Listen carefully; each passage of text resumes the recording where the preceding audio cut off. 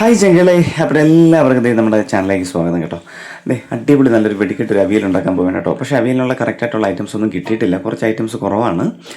ഞാൻ പച്ചക്കറി മേടിച്ച ഒരു കുഞ്ഞു കടയിൽ നിന്നാണ് കേട്ടോ. അപ്പോൾ അവിടെ കുറച്ച് ഐറ്റംസൊക്കെ തീർന്നു പോയിരുന്നു. എങ്കിലും ഉള്ളത് കൊണ്ട് അത് ഓണം പോലെ എന്ന് പറയുന്നത് പോലെ പെട്ടെന്ന് തട്ടിക്കൂട്ടി നല്ല അടിപൊളിയായിട്ട് നല്ല സ്റ്റൈലായിട്ട് നല്ല ടേസ്റ്റുള്ള ഒരു അവിയൽ പെട്ടെന്ന് സെറ്റാക്കി എടുക്കുകയാണേ. അതായത് ഞാൻ പറഞ്ഞു വന്നത് ഇതിലേക്ക് പടവലങ്ങ നമുക്ക് കിട്ടിയിട്ടില്ല. പിന്നെ അതുപോലെ തന്നെ ചേമ്പും കിഴങ്ങോ അല്ലെങ്കിൽ മുരിങ്ങയ്ക്കയോ അങ്ങനെയൊന്നുമില്ല. പക്ഷേ മുരിങ്ങയ്ക്ക ഞങ്ങളോട് അങ്ങനെ അധികം ചേർക്കാറില്ല. പല സ്ഥലങ്ങളിലും അവിയലുണ്ടാക്കുമ്പോൾ മുരിങ്ങയ്ക്ക ചേർക്കുന്നുണ്ട്. പിന്നെ ചേമ്പ് മുട്ട കേട്ടോ. അപ്പോൾ അതില്ലാത്തതുകൊണ്ട് ഞാൻ തൽക്കാലം അതേ ഉരുളക്കിഴങ്ങ് വെച്ച് അഡ്ജസ്റ്റ് ചെയ്തിട്ടുണ്ട്. അപ്പോൾ ഇന്ന് രാവിലെ എനിക്ക് വർക്കിന് പോകുമ്പോൾ കൊണ്ടുപോകാനുള്ള ഒരു അടിപൊളി അവിയലാണ് ഇത് സെറ്റായിക്കൊണ്ടിരിക്കുന്നത്.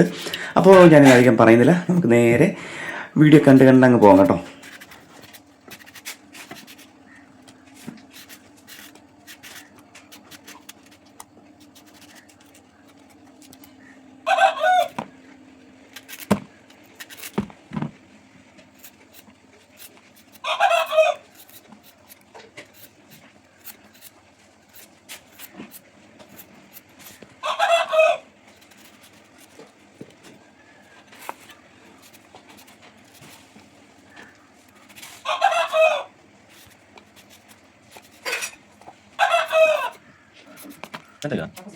ഇത് പടവലങ്ങ കടിയങ്ക പടവലങ്ങ എന്ന് പറയുന്നത്. പിന്നെ ഇതിന്റെ പേരെന്ത്? കടിയങ്കായ പീച്ചിങ്ങ.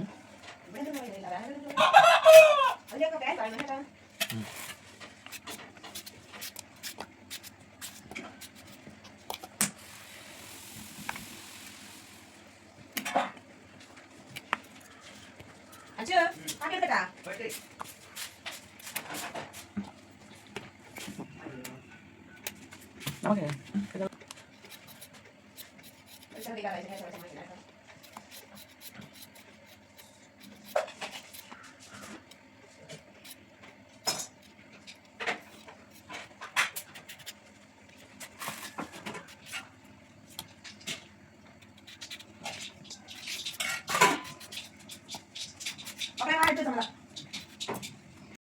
അപ്പോൾ ബാക്കിയുള്ള പച്ചക്കറികൾ നല്ലപോലെ കഴുകിയെടുത്തതിന് ശേഷം നമുക്ക് തക്കാളിയും മുളകും കട്ട് ചെയ്ത് ഇടാമേ.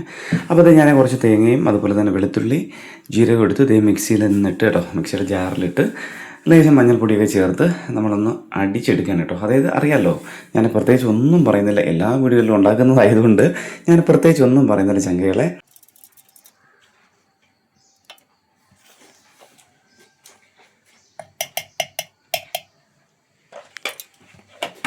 അപ്പോൾ ഇതേ അങ്ങനെ നമ്മുടെ മിക്സിയുടെ ജാറിൽ തേങ്ങയും മഞ്ഞൾപ്പൊടിയും എല്ലാം ഇട്ട് നല്ലപോലെ ഒന്ന് അടിച്ചെടുത്തിട്ടുണ്ട്.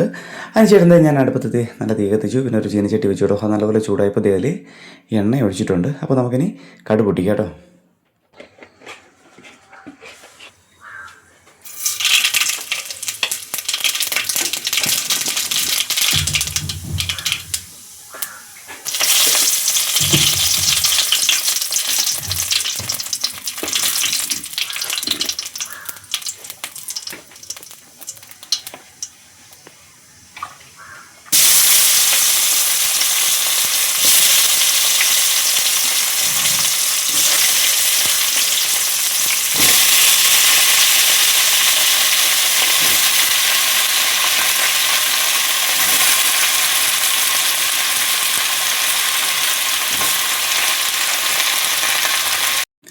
അപ്പോൾ നമുക്കിതേക്ക് ഇനി ആവശ്യത്തിന് ഉപ്പും ചേർത്ത് മഞ്ഞൾപ്പൊടിയോട് ചേർത്ത് നല്ലതുപോലെ ഒന്ന് ഇളക്കിയതിന് ശേഷം നമുക്ക് കുറച്ച് സമയം നല്ലപോലെ അടച്ചു വെച്ചൊന്ന് ചെറു തീയിലൊന്ന് വേവിച്ചെടുക്കാമേ.